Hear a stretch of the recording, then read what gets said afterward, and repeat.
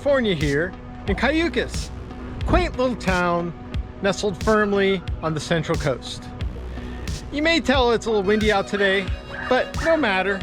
We'll be leaving the Pacific coast and heading to the hills above Paso Robles. Are we going wine tasting?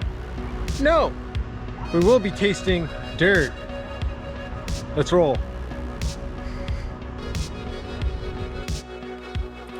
Our route covered nearly 60 miles at almost 6,000 feet of climbing, with 2 dirt sections featured in Arroyo, California, including Cypress Mountain and Santa Rita Road.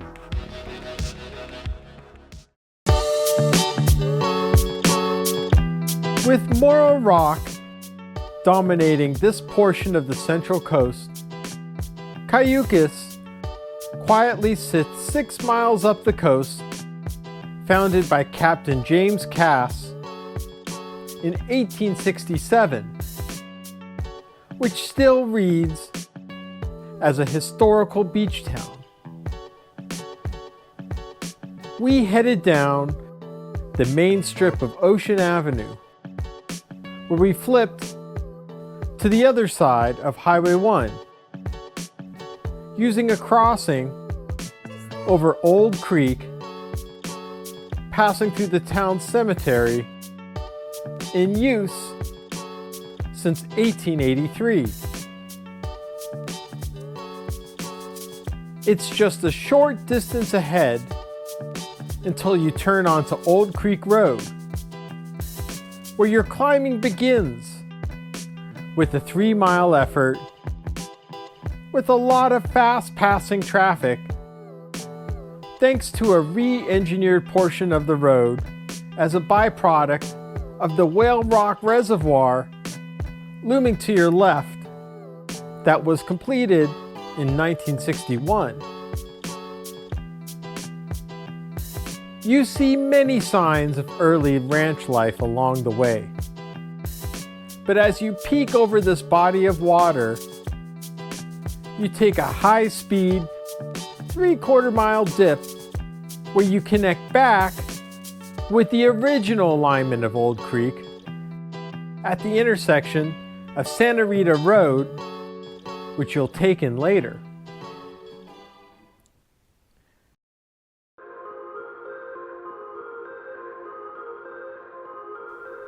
It's a narrow 3+ mile climb that follows the creek as you're nestled deep within the hills, including a decent presence of shade.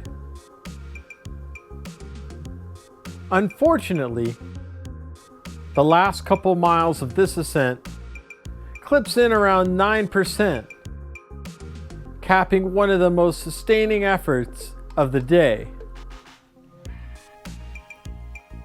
So we're right past mile 9. I think we're done with our first big climb. A little bit of downhill before we hit the highway and cross over. I mean, it's pretty, but a note, I like it when you're able to take off some of that vert from pavement. Yeah. A little bit easier, and we'll get the dirt payoff coming up. I should have checked.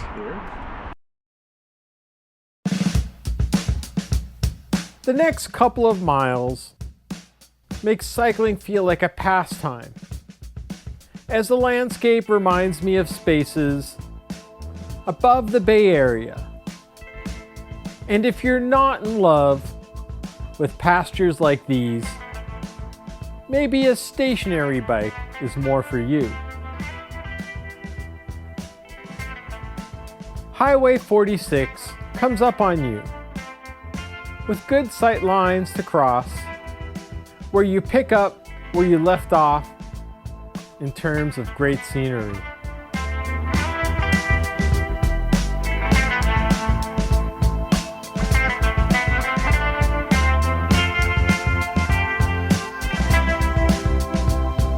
You roll for another 4 miles until you hit the punchiest climb of the day, averaging 15% over 1/3 of a mile, where the grade even stretches above the teens.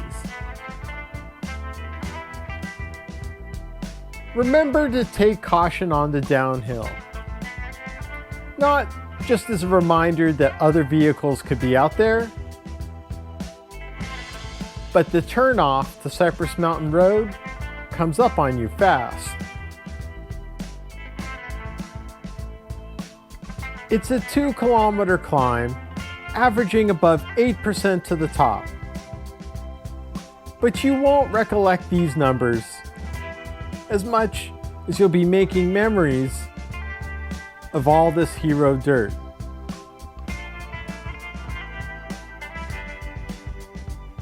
The serpentine nature of the climb most likely comes from its century-old engineering, but it does showcase the bounty of amazing views along this route. This is truly amazing. I mean, I don't want to throw out superlatives out here, but this is the view that you dream of. And when you go along the coast, there's not too many opportunities that you're above the ocean like this. And we could go back, but man, can't wait for more.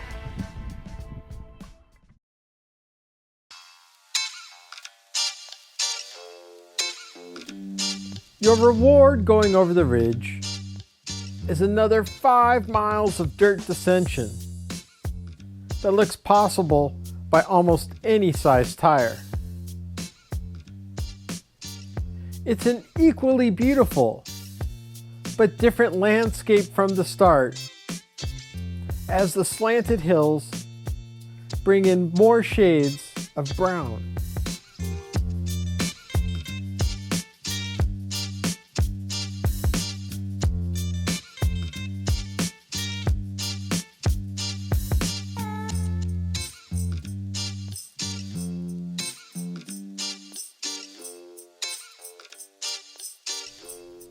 It's quiet most of the way, but near the bottom, you get reintroduced to the human factor in more ways than one. I mean, no trespassing. I mean, why would I be curious if the helicopter parked in there?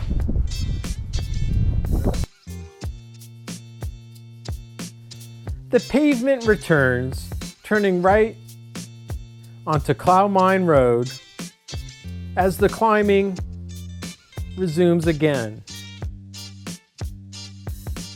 Yielding onto Adelaida Road, you feel the presence of grape culture. Now that we're on pavement, we're officially in wine country. Although you may think we're on an episode of The Bachelor. Will you accept this rose?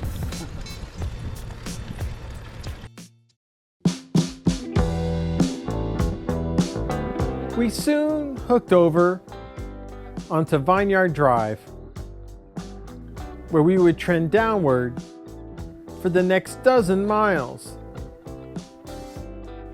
While I've driven this area many times before, I never had the appreciation of all this beauty until now, where riding a bike unlocks the visual limits against the experience of sitting inside a steel cage.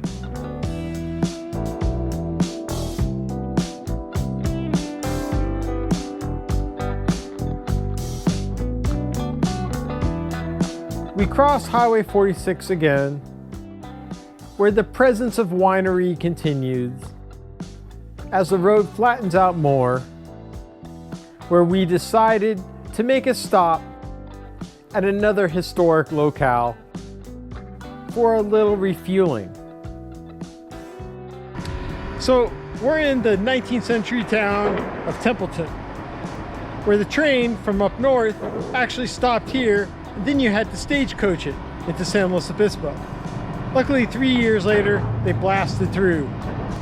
Today, look at this guy. He's just gonna blast it all on his own.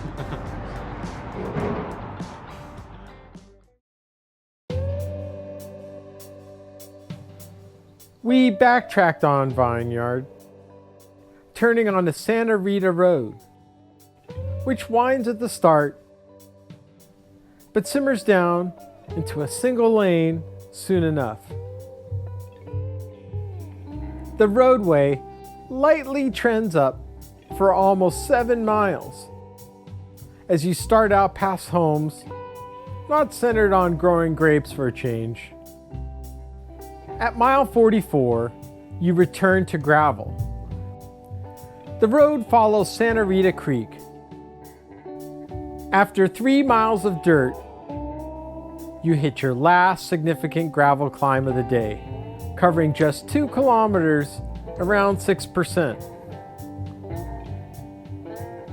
It's not difficult, but you do get rewarded with more views when you reach the top.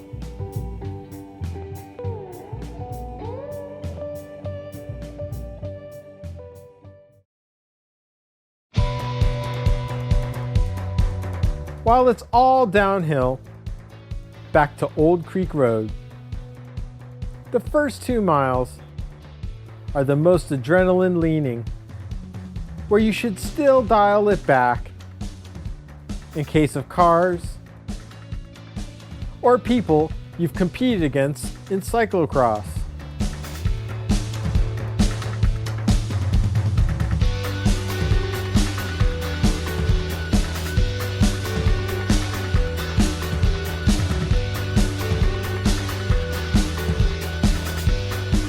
Even though Santa Rita Road is predated by Old Creek, it still has century-old charm as the pavement signals